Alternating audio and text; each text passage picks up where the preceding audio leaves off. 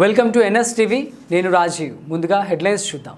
పిఠాపురంలో జరిగిన ప్రజా ఫిర్యాదుల వేదికలో సురవరపు సత్యరాజు అను నేను కలెక్టర్ గారిని దుర్భాషలతో దూషించానని మీడియా మాధ్యమాలలో ఒక వార్త చక్కర్లు కొడుతోంది. అదంతా అవాస్తవం. నేను అధికారులను దూషించలేదు.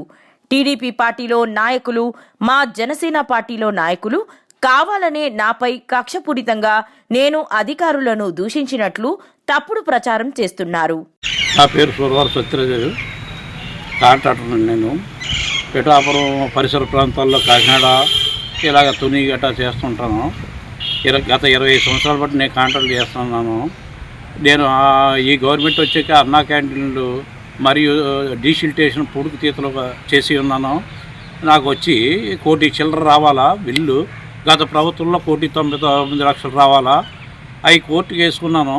ఈ యొక్క బిల్లు నిమిత్తం కలెక్టర్ గారిని 3 పర్యాయములు కలవడం జరిగింది. ఆయన హృదయపూర్వకంగా అదే బ్రదర్గా నీ బిల్లు ఇప్పిస్తాను, నువ్వు కొంచెం స్లో అని చెప్పారు. ఈరోజు కలెక్టర్ గారు పిఠాపురం గ్రీవెన్స్కి వచ్చారు. నేను మళ్ళీ అదే రిప్రజెంటేషన్ పట్టుకెళ్ళాను.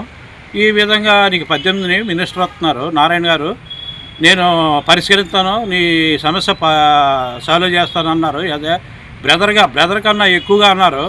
నేను ఇన్నిసార్లు మా అక్కగారు అమ్మాయి పెళ్ళి ఉంది, వాళ్ళ దగ్గర డబ్బులు తీసుకున్నాను సారు, నేను డబ్బులు తీసుకున్నాను సారు, ఆ డీసిల్టేషన్ అన్నా ఇప్పించానని అడిగాను.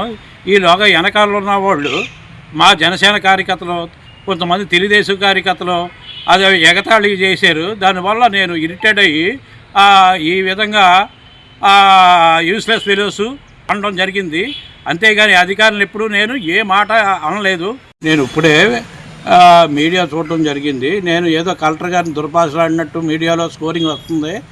ఆ విధంగా నేను ఏదో బ్రదర్గా ఎప్పుడు ఆయన్ని ఏమీ అనలేదు. నన్ను ఆయనే మెచ్చుకుని గవర్నమెంట్ హాస్పిటల్ కూడా నువ్వు చాలా హెల్ప్ చేస్తున్నావు, డెవలప్ చేస్తున్నావు అని మొన్న ఈ విధంగా మొత్తం మీద చెయ్యేసి తట్టినారు. మన ఎదుగుదల చూడలేక మా తోటి జనసేన నాయకులు, తెలుగుదేశం నాయకులు ఈ విధంగా నన్ను పురుగొలిగించినారు. ఈ విధంగా ఆడలే దుర్భాషలు ఆడాను. కానీ ఈ యొక్క అధికారులని ఎట్టి పరిస్థితుల్లో నేను దుర్భాషలు ఆడలేదు. వీడియో మిత్రులు గమనించి నాకు సహకరించవలసిందిగా అధికారులని కోరి ప్రార్థిస్తున్నాము.